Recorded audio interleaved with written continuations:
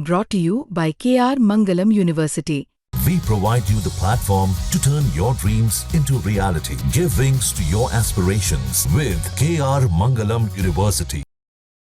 Punjab police को इस वक्त बड़ी सफलता मिली है। आपको बता दें कि पंजाब के मलेरकोटला पुलिस को बड़ी सफलता मिली है, जिसके मुताबिक खबर ये आ रही है कि वहां से 2 जासूसों को गिरफ्तार किया गया है और ये 2 जासूस कहीं और नहीं बल्कि पाकिस्तान के हाई कमीशन जो है दिल्ली में, वहां के ऑफिस में कार्यरत थे। इसे लेकर इस वीडियो में पूरी जानकारी देंगे। इसके साथ ही बताएंगे कि एक और ऑपरेशन सिंदूर को अंजाम दिया जा रहा है और दूसरी तरफ पाकिस्तान का ये गंदा रवैया भी सामने आया है। स्वागत है आपका, आप देख रहे हैं क्राइम तक। मैं हूं अश्विनी सिंह।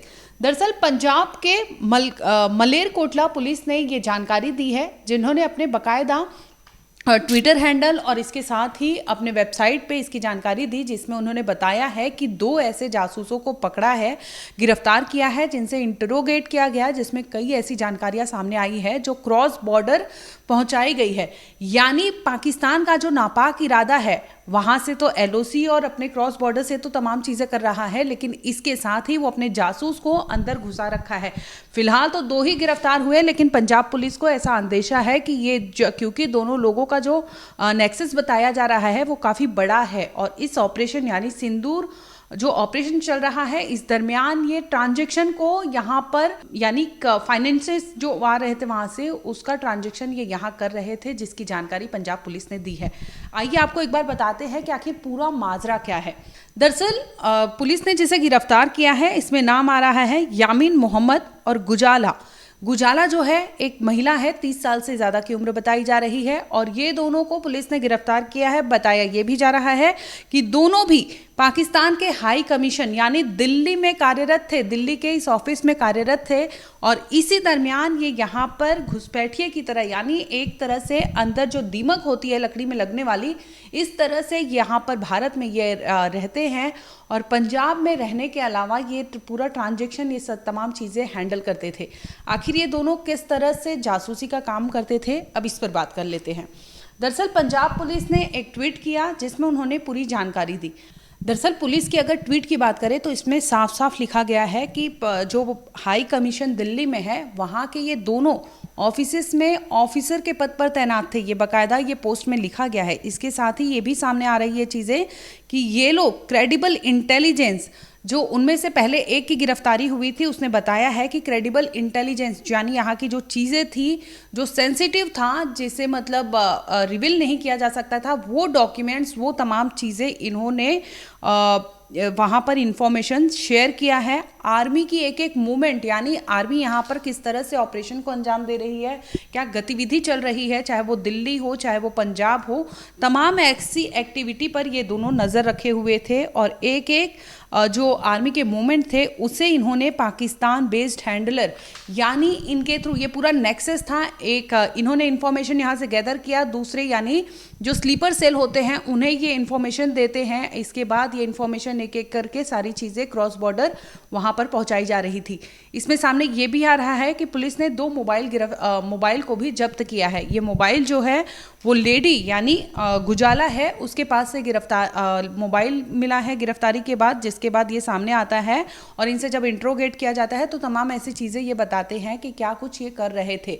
बता दें कि इनका ये जब मोबाइल रिकवरी होती है तो उसमें खंगाला जाता है, तो ये सामने आता है कि इनसे ये ट्रांजैक्शन करते थे, जो यहाँ पर रहने वाले इनके नेक्सस के लोग थे, उन्हें ये क्योंकि सबूत ये यहाँ पे रिलीज़ करते थे, इसके बदले में इन्हें पैसे मिलते थे और यही इनका काम था यहाँ पर, और सारी एक्टिविटीज़ मॉनिटर करते थे और एक छोटी छोटी जानकारी ये इकट्ठा करके इस तरह से अपने व्हाट्सएप के ज़रिए और अन्य इनकी जो सोशल मीडिया अकाउंट है उसके ज़रिए ये पूरा ट्रांजैक्शन, ये सब चीज़ें करते थे। ये लिंकेज यानी फाइनेंशियल एक्टिविटी जो ये कर रहे थे, डॉक्यूमेंट्स देने के बदले में इन्हें पैसा जो मिल रहा था, उसका ट्रांजैक्शन पंजाब पुलिस को मिला है, जिसके बाद इनसे और भी अभी पूछताछ की जा रही है।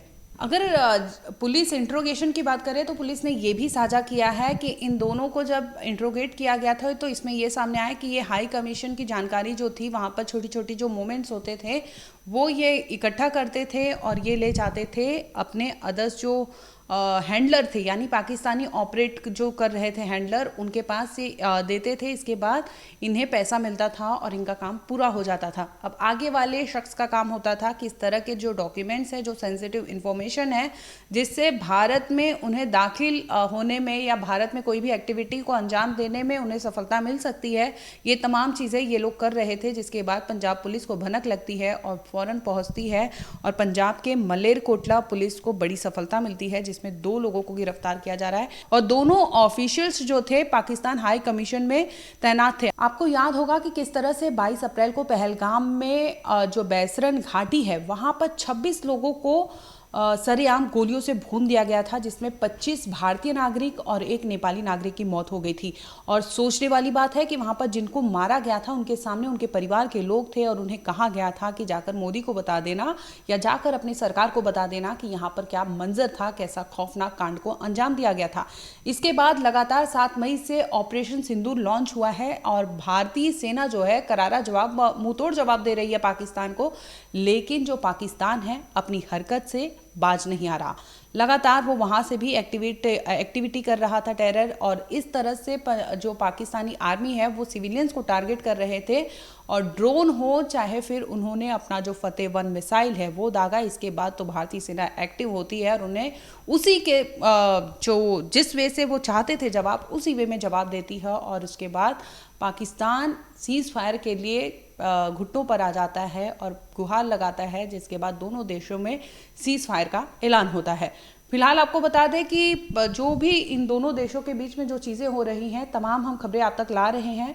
एक्टिविटी जो भी है, अपडेट है, हम एक एक खबर दिखाएंगे। लेकिन इसी बीच एक खबर बड़ी थी जो पंजाब से आई थी, जहां पर 2 गद्दारों ने गद्दारी ऐसी की कि यहाँ पर रहते हुए ऑफिशियल्स जो डॉक्यूमेंट्स होते हैं उसे साझा किया और उसके बदले में चंद पैसों के लिए ये अपना ईमान बेच देते हैं और इस तरह से बॉर्डर पर रहे सैनिकों के साथ ये लोग गद्दारी कर रहे थे। फिलहाल इसमें इतना ही, आगे अपडेट होगा हम आप तक जरूर लाएंगे। देखते रहिए क्राइम तक।